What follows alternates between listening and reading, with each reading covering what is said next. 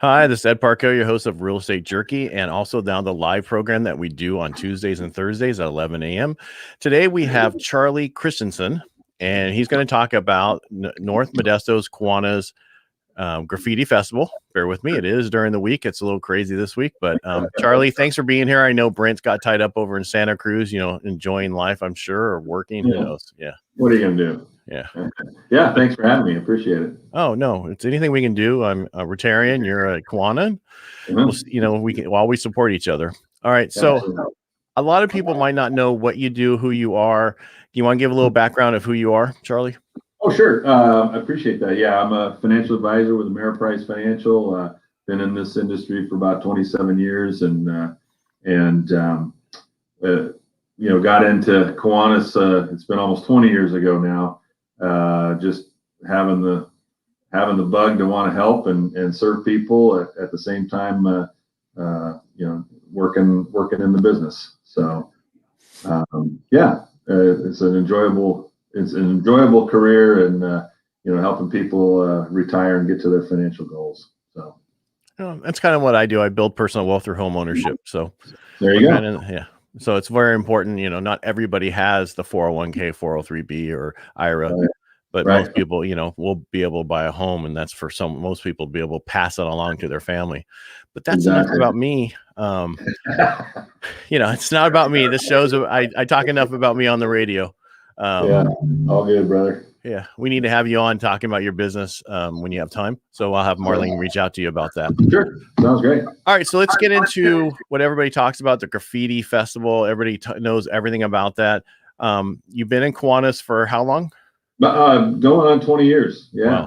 So, and how long's the Kiwanis been putting on the Graffiti Festival? Yeah, so this will be, save for COVID last year, we were canceled. So this will be our 22nd year of putting on the show. And I think it's the 21st year that we're going to be having the parade. The first year we did this, just the show only, and brought the parade in the second year and beyond. So, yeah. All right. So a lot of people are asking, is it going to happen this year? Right. Well, that is what we're planning. Obviously with coming out of this pandemic, it's been quite challenging to plan for, having a show. Traditionally, it's been in June, as we all know, but given the direction from the governor this year, the June 15th, things are going to be kind of open again. We're planning the show August 20th through 22nd. And we're looking forward to putting that on. We know it'll be kind of hot in August in Modesto. It's kind of a warm time of year, but we just got to get this going and looking forward to a great show. So you said August 20th through the 22nd? So what you said? August 20th, 22nd. You got it. Yeah, Friday through Saturday, or through Sunday rather. Right. Just wanted to have it on the screen so people could see. And so it's going to be basically hot August nights now here in Modesto. Yeah, probably can't steal that phrase, but yeah, it's going to be in August and it's going to be hot. So, and it will be, the parade will be in the evening. So we'll go with that. Yeah, I mean, June to August, it's about the same temperature sometimes. So, it's hot. Yeah, but it's a dry heat, they say. That's right. And not all these cars have air conditioning, so they could overheat and they could get heated. So let's be careful out there. Yeah, for sure. All right. So a lot of people want, all right. So we know the dates. All right. So Friday would be the start, right? That'd be the 20th, right? I haven't looked at my calendar. What happens on Friday? Yeah, great. So Friday we'll have the parade through downtown and we intend to go up McHenry Avenue. I have to say intend because, it's still, many people don't know McHenry is a state highway. And so we have to get approval from the state to be able to close McHenry up through Briggsmore like we've done in the past. We're going to have to do some other reworking of the parade route as well through the downtown area because, as many people know, with COVID, we have a lot of the parklets that have been built out on J Street there. And so we can see that being a real challenge for taking 2 lanes of cars through. So we might have to kind of work the parade route itself. But parade will be on Friday. We also, given our experience in 2019 pre-pandemic when we had probably close to 1,200 cars running in the parade, We are going to limit the amount of cars this year that will be available to come into the parade, just to try and keep traffic flow a little bit better and things like that. But we'll have more information on that as time marches on here. We'll post everything to our website once we have updates on how we're going to limit it and what the parade route's actually going to look like on Friday. So let's go back to you said you're going to limit amount of cars, right? So what was the most cars you've ever had at the event? Yeah, so 2019 was our biggest year ever. We had over the whole weekend, we had over 1,500 cars registered for the show. We attempted, although it's kind of a challenge to count cars as they're going through the parade route, but we attempted to count cars. I lost track at about 1,000. And so our guesstimate is we probably had close to 1,200, somewhere between 1,000 to 1,200 cars on the parade route on Friday. And those that were on the parade route can remember just a couple of years ago, it was a challenge as far as traffic and stops and starts and things like that. So we're going to try and attempt to limit the amount of cars. So what I'm telling everybody is, if you're going to register for the show, register early, because we're going to basically do on a first come first serve, and those that are registered for the show can also be in the parade, but we will limit it. And we don't have an exact number yet, but we'll let you know as soon as we can understand that better. All right. So you're limiting the cars. They're going to limit the amount of people that can come to the event. Is that going to depend on June 15th, of course? Yeah, we'll have to see how June 15th rolls out and what the guidance is going to be from the county after that, as far as how if we're going to have to do any limitations on spectators. Don't know quite how we do that, but we'll cross that bridge when we get there. Yeah, well, I guess you have somebody out there police-wise. Yeah. We just want to get a parade going and get this event going, because it's such a great event for the community. So we're staying ever optimistic and trying to push forward as best we can. And I think a lot of people think that don't understand the pull for classic cars and the certain things as we do. Some of us know about. My first car was a 1969 Mustang, so I know everything about older cars. My grandfather did T-Birds. There were so many T-Birds in his yard, and then they had that we stole parts for to build other ones. So I totally understand the classic car that people do. And I think a lot of people think we're kind of crazy about this, but I think it's very important that we keep bringing this back. So I appreciate what you do for this. Now that's Friday, right? And then, so what goes on Saturday and Sunday? So Saturday and Sunday will be our traditional show event.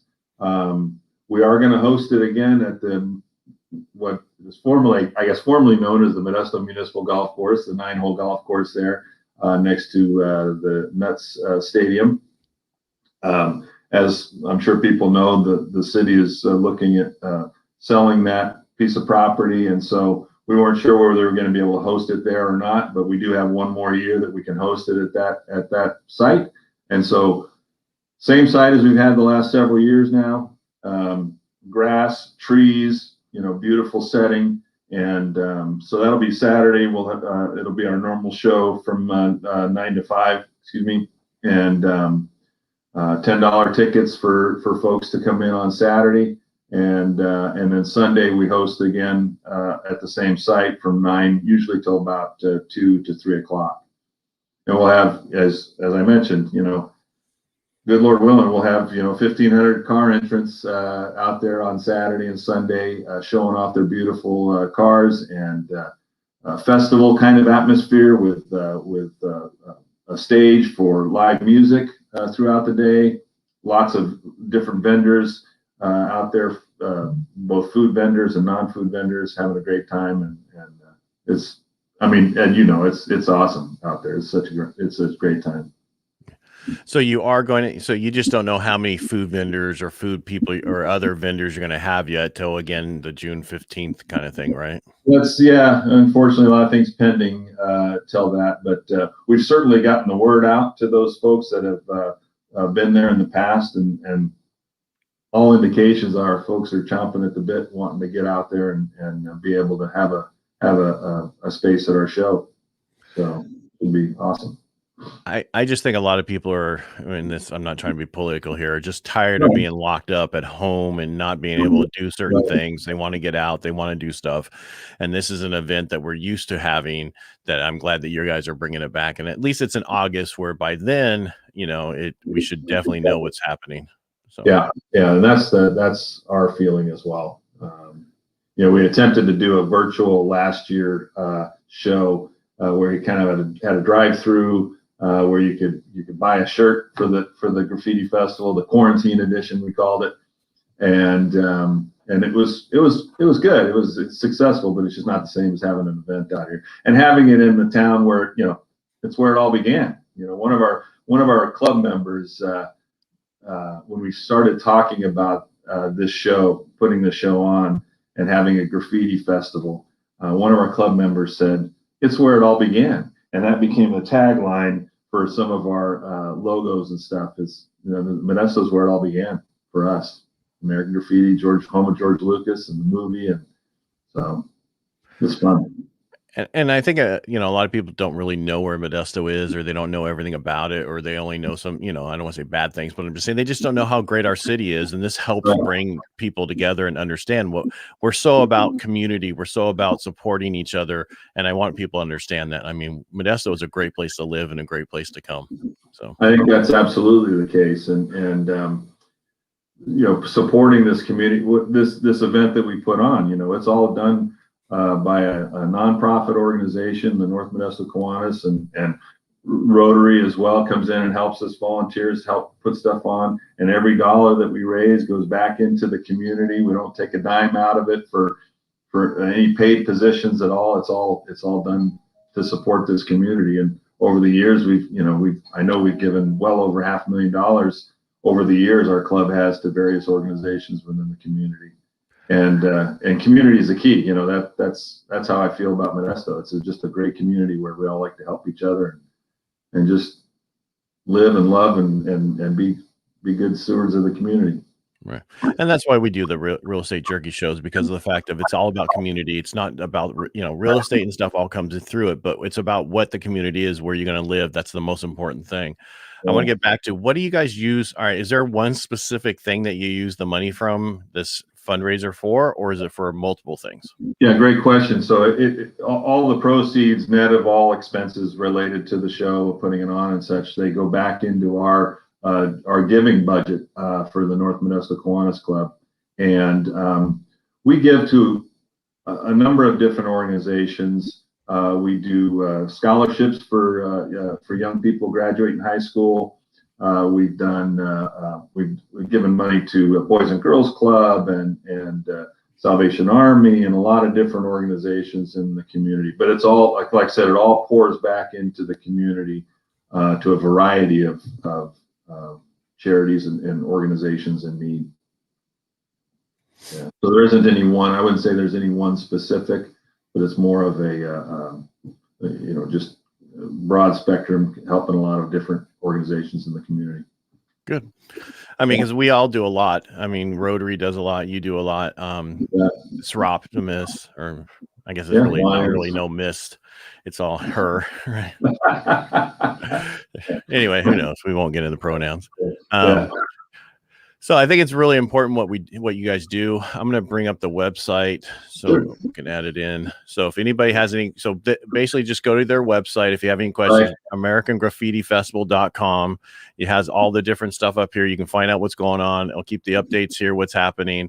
And that's an easy way for them. Can they also get tickets through here, or how do they get tickets if they're coming? Yeah, good question. Not yet. Our plan is to turn that live if they want to get tickets ahead of time. Certainly they'll be able to register if they have a car that they're wanting to register for the show. The registration link will go live on July 1.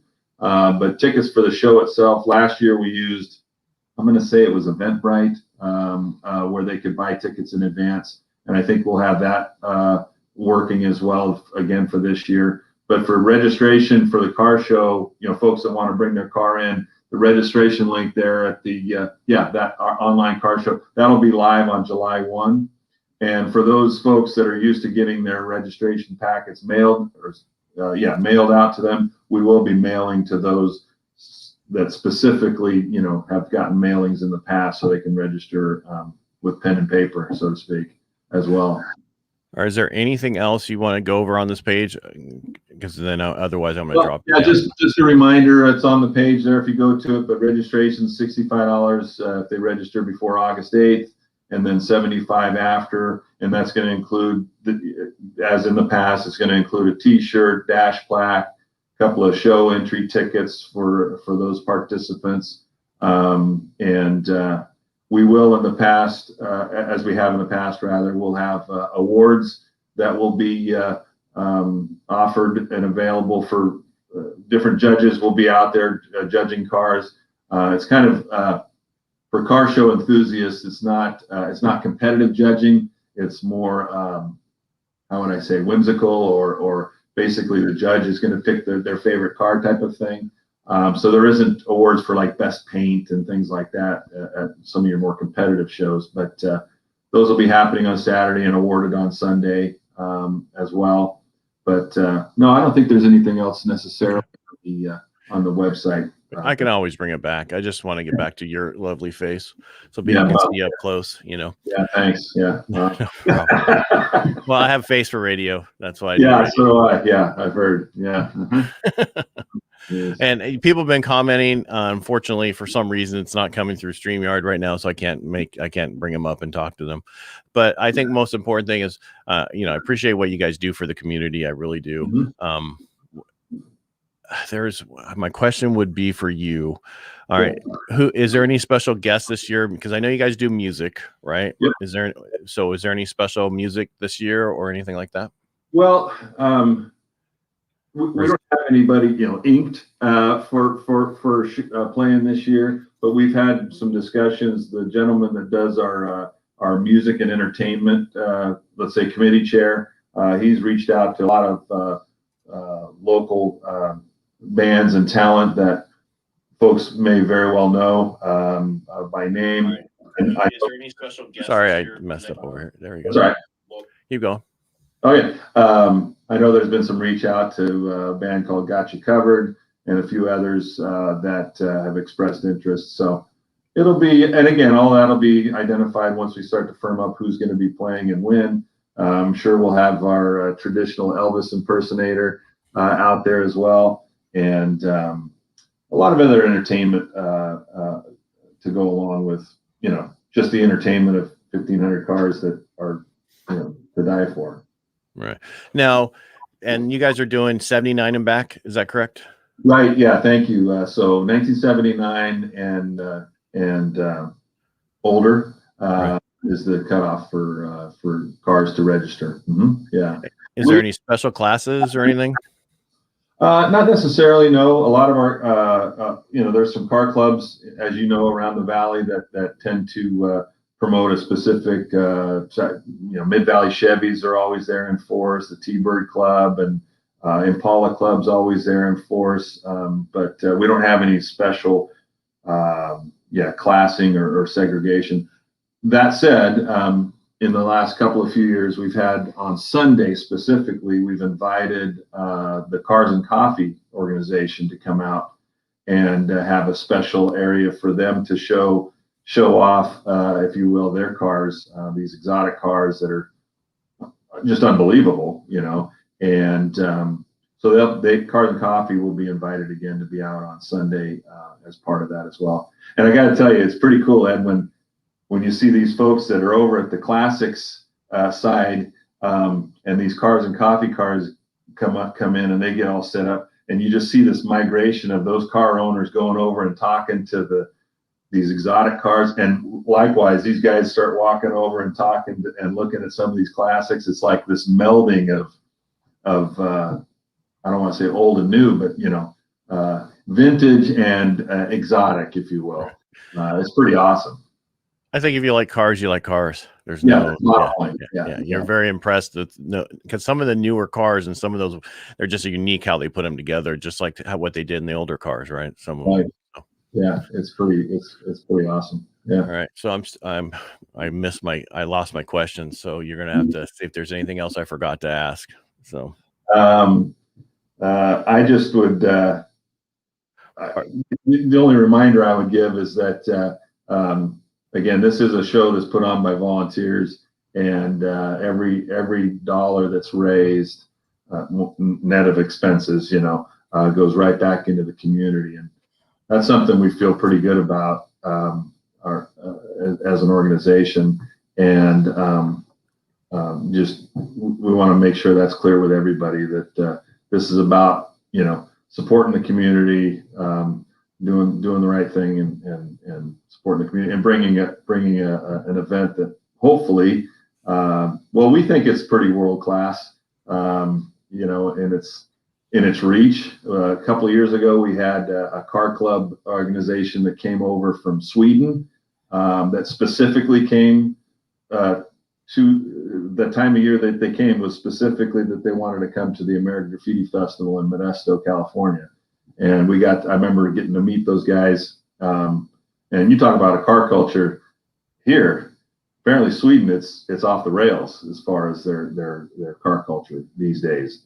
And so we've had folks from Australia that brought a car over and had it in our show a few years ago. So our reach has become worldwide. I actually have clients in North Carolina that have come out specifically to go to our show once a few years ago as well. So it's pretty cool to have what we consider to be the best show west of the Mississippi. Or in the United States, we'll just leave it at that. It looks like you're getting some love from some family members. Oh boy. Oh, there's my girl. There's another one. Yeah, that's awesome. Oh, there's my CEO wife, CEO of the Modesto Chamber. That's awesome. Yeah. Well, at least we know people are watching and giving you some support while you're there. Yeah. Both of them. No. Well, the thing about what's nice about this is we do it early. We do it at 11. A lot of people can't watch at that time because they're working, right? But then they can come back to it later and they can see it on YouTube. They can, when they want to look for anything, they can find it. So it's going to be there and then show up over and over again for them. So it's a great avenue for this. Awesome. I did answer all the questions that I had. But the most important thing is for any updates, they just need to go to the website, which we had up here earlier, which is the AmericaGraffitiFestival.com. Right. Yep. All right, we'll just throw it up there again. There it is. And we'll, our commitment is to keep that updated as real time as we can, so that as we have updates and things to share, we'll update it there. As well as we do have a Facebook page as well, the American Graffiti Festival Facebook page. I didn't mention that earlier, but and we'll keep updates there as well. Should have told me. I could have shared this on there. I know. Could have went live on there too. Yeah, could have done that, huh? Could have, would have, should have. You can always share it later, because one thing nice about Facebook, you share it, then it's going to be live on that page, so we can always add it later. Awesome. Yeah. So, anything else? I mean, how about this? Is there one story so you've been doing it for 20 years? Yeah. Is there something that ever shocked you doing this? Like your wife, not bad, shocked or good or whatever, but like this is amazing, or over the last 20 years, is there any story that just comes to heart that's like, this is an amazing thing? Well, two things come to mind. I'll share them both. Just the fact that in 2013 we were able to have none other than George Lucas as our parade chair, or not chair, but what do you call Grand Marshal, maybe. Grand Marshal. Thank you. Gosh, couldn't come up with the words. It's okay. And it's live. It's hard when it's live. Yeah. Here was George Lucas sitting in the back of a car, waving at this crowd, and just thinking, our club pulled this off. I mean, it was just spectacular. And then the other kind of memory that I have is one night on the Tonight Show, back when Jay Leno had the gig. I believe it was Timothy Oliphant was on, and he's from Modesto originally. And when he mentioned that he was from Modesto, Jay Leno says, "Oh yeah, home of American Graffiti, huh?" And I'm like, "Yeah, okay, cool." So we got a little reach. It feels pretty good. All right. And again, if anybody has any questions or whatever, they can reach you through your website or through the Facebook page on America Graffiti Festival. And when we hang up here, when we finish, stay there. Don't go away. I got to get us off live. But I really appreciate you coming on today and helping us out and getting more information out there for your show. Well, and I appreciate the opportunity to talk about our show, and it's been a great event in years past, and we expect another great one this year. And thank you, Ed. Appreciate it. Oh, you're welcome. Anytime. And if they ever need any updates or anything, we can always come live again. Just let me know over the next 2 months before it starts. All right. Sounds great. Charlie, thank you so much for being here today. And I want to thank everybody for watching and commenting and, liking and all that other stuff you guys do. So, and again, we'll be back here on Thursday at 11 a.m. Don't know who that is yet, or I'm not going to tell you, one of those two. Otherwise, well, thanks again for watching. And Charlie, stay right there. You got it. Take care.